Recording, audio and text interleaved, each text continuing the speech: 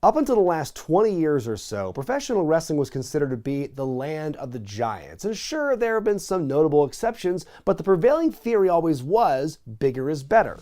If you put together a list of the greatest and most popular performers throughout history, it would probably be full of guys who were bigger and taller than your average wrestler. Hell, some of them were so well known for their size, they incorporated it into their names. But it's often been said, wrestling has evolved. Just being the tallest or heaviest guy in the ring is no longer good enough to get a paycheck. True giants in wrestling are rare, and unfortunately, the good ones even more so. But hey, it's still fun to watch the bad ones now and again, and this week, I'm gonna rank them, the top 8 worst big men in wrestling history. Number 8, Mabel.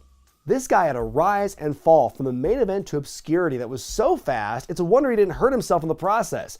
More on that in a minute, though. Mabel debuted for the WWF in 1993 as part of Men on a Mission alongside Oscar and Mo. Their rap gimmick was surprisingly contemporary for the company at the time, even if their fashion sense wasn't. Aside from a tag team championship win that happened by accident on a European tour, the Men on a Mission never got much of a chance at the top of the title picture. But by '95, Diesel was WWF champion and needed some monsters to slay. Mabel and Mo turned heel before WrestleMania 11, and within months, Mabel was crowned that year's King of the Ring. The tournament was so well received that the crowd in Philadelphia responded with their own trademark show of support. Listen to this.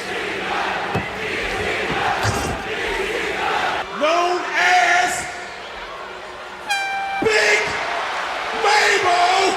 King Mabel took advantage of his push and newfound credibility by legitimately injuring several of his opponents in the ring, including Big Daddy Cool in their big title match at that year's SummerSlam, a moment that almost got him fired that same night. If he hadn't dug his own grave for his career by then, the final nail in the coffin came when he broke the Undertaker's orbital bone with an errant leg drop, putting the dead man on ice for several weeks. Puns! The WWF unceremoniously disposed of Mabel in early '96, and to give you an idea of how bad his reputation was by this point, WCW wanted nothing to do with him once he was a free agent. They paid Lanny Poffo 6 figures to sit in his duff at home for 5 years, but wouldn't go near a former main eventer for the competition? Not a good look for that guy. Mabel was rehired by the Federation in '99 and was soon rechristened Viscera, one of the Undertaker's lackeys in the Ministry of Darkness. That's ironic.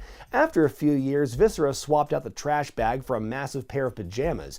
As the world's largest love machine, Viscera delighted the crowd by singing Barry White to Lillian Garcia and violently dry-humping his opponents in the ring. Honestly though, if somebody got injured from that finisher, I would laugh my ass off. Viscera wrapped up his WWE run as the inexplicably shirtless Big Daddy V, managed by Matt Stryker and at one point challenging for the ECW title. As for his ring attire, maybe they wanted to embrace the original ECW's edgy legacy by showing large bare breasts on screen. Number 7, Loch Ness. Originally known as Giant Haystacks in the UK, this mountain of a man is best known for teaming and later feuding with fellow British legend Big Daddy for decades. The two weren't much to look at, but man oh man did they have a presence. Fast forward to 1996 when the 50-year-old Haystacks was signed to WCW and debuted as the newest member of the Dungeon of Doom, complete with his new name. But things went south in a hurry. Haystacks' age, combined with his lack of mobility in the ring, led to a lot of scary moments when he was paired up with talent whose styles didn't mesh well with his. Honestly, WCW forcing its young and upcoming talent to put Loch Ness over is the most literal representation of the company sacrificing its future for the bloated, washed-up names of the past you're ever gonna see. Oh yeah, and according to legend, the guy stunk as well, not just figuratively in the ring, but literally as well. Not great for a job that requires a lot of close contact. Nessie's planned feud with Hulk Hogan was nixed soon after it was discovered that his body was riddled with cancerous tumors. He abruptly split from the DOD and lost a very short match to the Giant at Uncensored '96 before going back to England, where he'd later die of lymphoma at 52 years of age. Number 6, Uncle Elmer. At 6'10" and more than 400 pounds, Stan Plowboy Frazier, no relation to fellow listmate Nelson Frazier, was probably Memphis Wrestling's ultimate utility player from the late 70s to early 80s. It seemed as though any time Austin Idol or Jimmy Valiant weren't around to feud with Jerry Lawler, they put Frazier in there in some of the wildest gimmicks this side of Ed Leslie, from the Lone Ranger to Kamala No. 2, proving that he, not the one-man gang, was the true pioneer of African appropriation in wrestling. In 1985, WWF star Hillbilly Jim suffered a knee injury that put him out of action for 6 months, and so at the suggestion of Jimmy Hart, Frazier got the call-up and was renamed Uncle Elmer. Upon his debut, Roddy Piper was not impressed. You've been milked today, you big sucker! Elmer wasn't exactly the most fluid wrestler in the world, but it mattered not to Vince McMahon, who has a history of going out of his way to make Southerners look absurd. And just in case Frazier didn't quite convey the look of a hillbilly yet, he was given a prop, a big old bucket simply labeled fried pig parts. How's that for an action figure accessory? Get on that, Mattel. Elmer's career peaked in October of '85 when an episode of Saturday Night's Main Event held his real-life wedding to his bride Joyce. But Elmer and the Hillbillies had been mocked so badly by guys like Roddy Piper and Jesse Ventura that it eventually convinced fans to turn on them. The writing was on the wall when Elmer lost in less than 3 minutes to Adrian Adonis at WrestleMania 2, but apparently he couldn't read said writing, allegedly holding McMahon up for more money before the main event taping in April of '86. He instead lost to King Kong Bundy in quick fashion and was awarded a pink slip and, one would hope, enough severance to buy a fresh bucket of fried pig parts. Number 5. Andre the Giant, post-WrestleMania 3. I know, I'll probably get some heat for this, but sometimes the truth hurts. Andre the Giant's legacy as one of the greatest big men and one of the strongest attractions in wrestling history is undisputed. His work in North America and Japan, his hellacious wars with guys like Stan Hansen, Hulk Hogan, and more, stands in stark contrast with the hobbled, pained, and faded legend fans sadly came to know in the twilight of his career. By 1987, a broken ankle and a back strained by the effects of his gigantism had slowed Andre to the point where it was clear even to him that his days in the ring were numbered. Had he retired after his loss to Hogan in that legendary WrestleMania 3 match, he could have ended his storied career on the highest of highs. Instead, Andre came back from back surgery and went on to wrestle for 3 more years, his condition degenerating to the point that his matches consisted solely of punches, headbutts, and long bear hug spots, his obvious decline in the ring masked only by his impenetrable aura.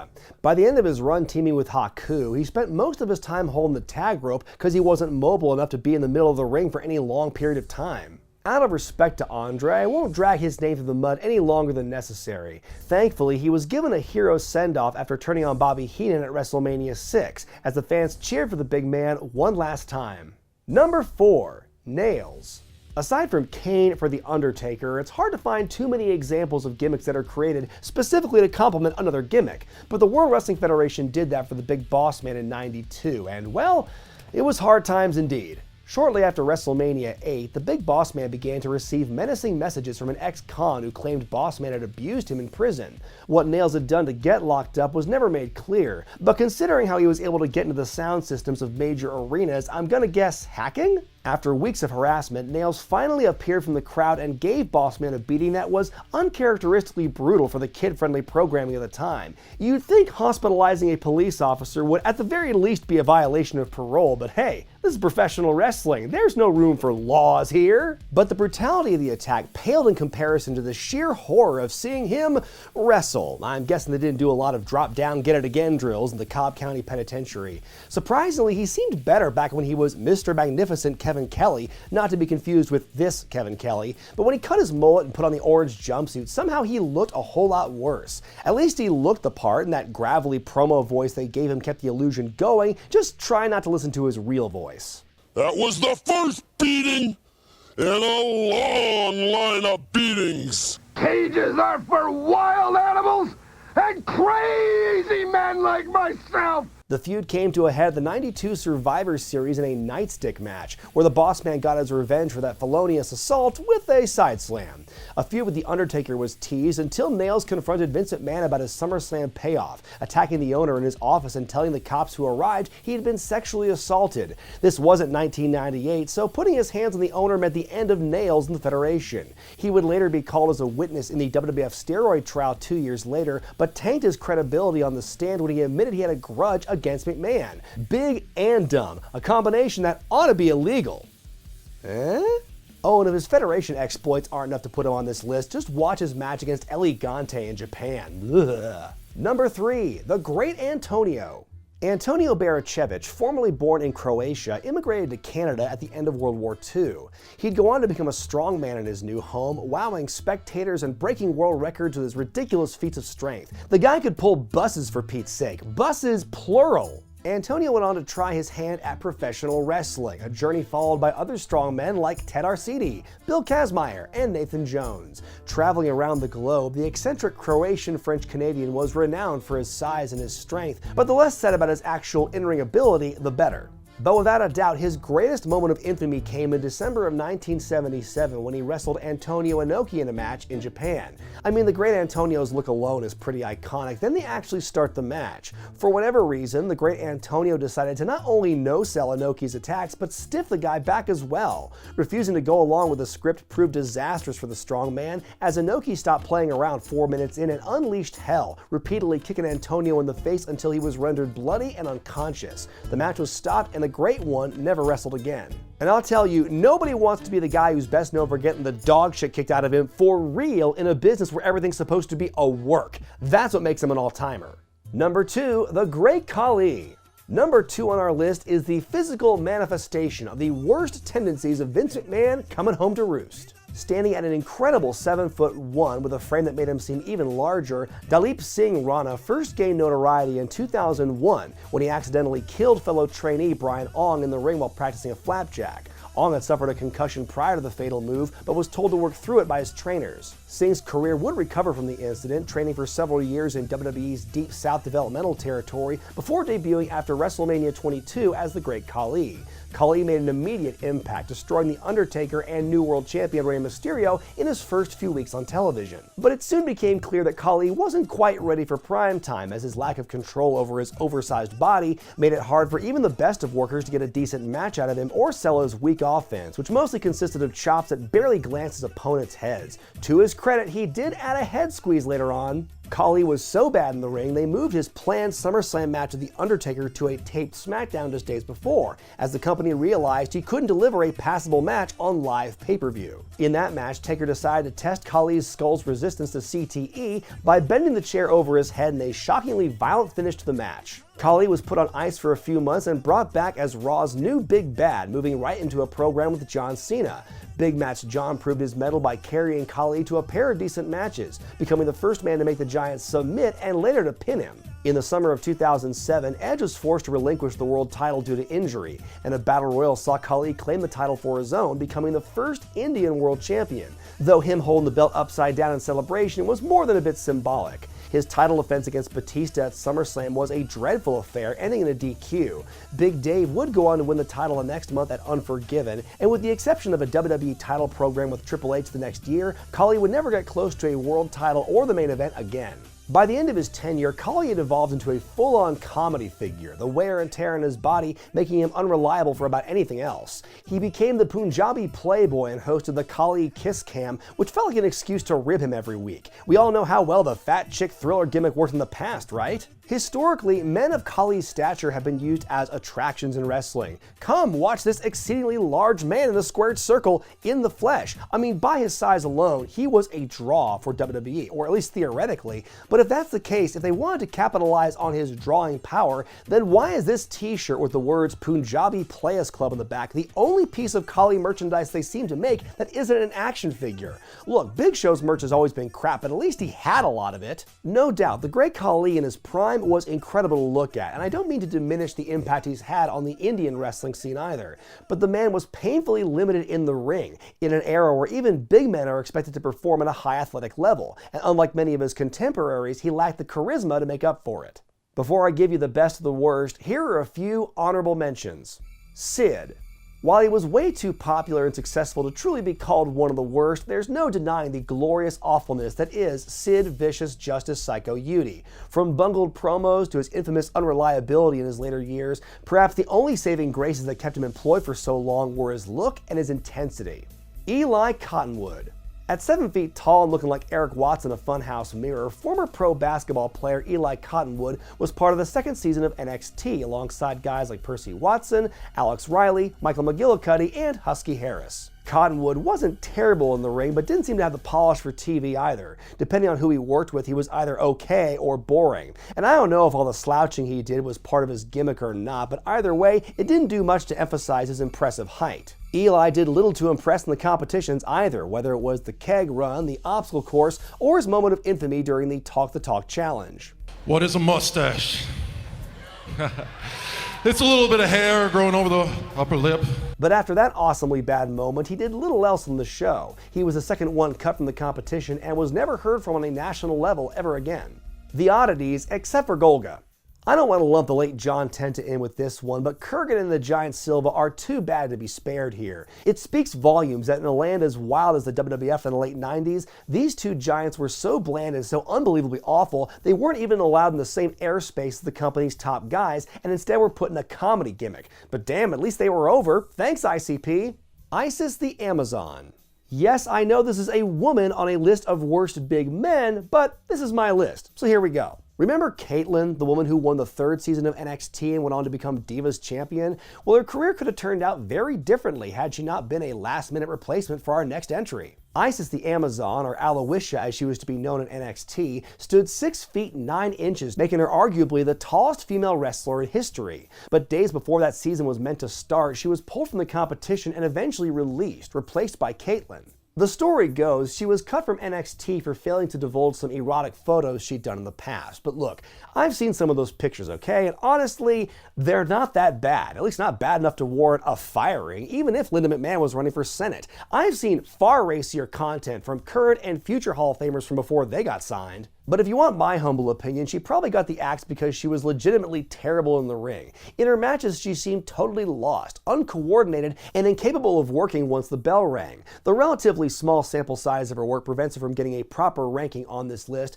but what you can see of her is bad enough that it deserves a mention. And my number 1 pick for the worst big man in wrestling is Giant Gonzalez. No matter how horrible the Great Khali might have been, he was simply poured from the mold of a taller, more awkward, more uncharismatic, and more misplaced performer. Jorge Gonzalez was a star basketball player from Argentina who stood almost 8 feet tall and was drafted by the NBA's Atlanta Hawks, owned by none other than Ted Turner. When it was clear that Jorge's hoop dreams weren't going to be realized, Ted remembered he had a wrestling company as well and dumped him off with the good folks of WCW. Bestowed the clever name of El Gigante, which is Spanish for the Giant, Gonzalez made his debut in 1990 at Capital Combat because apparently RoboCop alone wasn't enough to help Sting against the Four Horsemen. Gigante was a thorn on the side of all the major WCW heels of the era, from Ric Flair to Sid, but his inability to connect with the fan base and his overall lack of coordination in the ring was enough for him to be gone by the fall of '92. But if anyone can turn a bowl of chicken shit into a giant pile of chicken shit, it's Vince McMahon. Giant Gonzalez made his WWF debut at the 1993 Royal Rumble.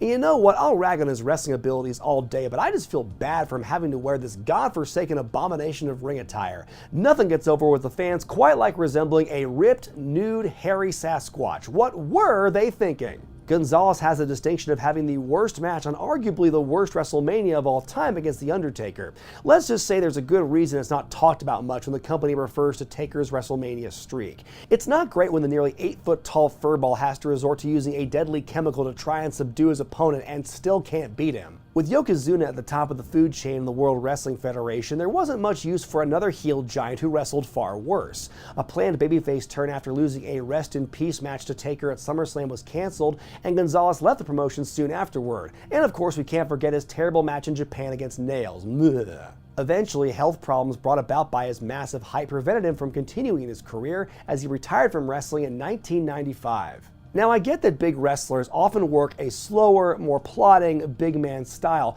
but history shows us that wrestling's greatest big men often had at least 2 of the following 3 things: size, agility, and charisma. Andre the Giant was a great example of how to book giants in his time, but by the 1990s that style had become passé. Perhaps Gonzalez's biggest crime was he was born about 10 years too late. It's rare to find somebody who can look so impressive they get signed by 2 major companies yet still fail on a fantastic scale in both places, but that's exactly what happened to El Gigante / Giant Gonzalez. For as much exposure as he had and as much as he was exposed in more ways than one, that's why Gonzalez is my pick for the worst big man in wrestling history. Did I make any big omissions? Let me know who else you think belongs in this list in the comment section below. I'm Brian Zane, and I'll see you next time.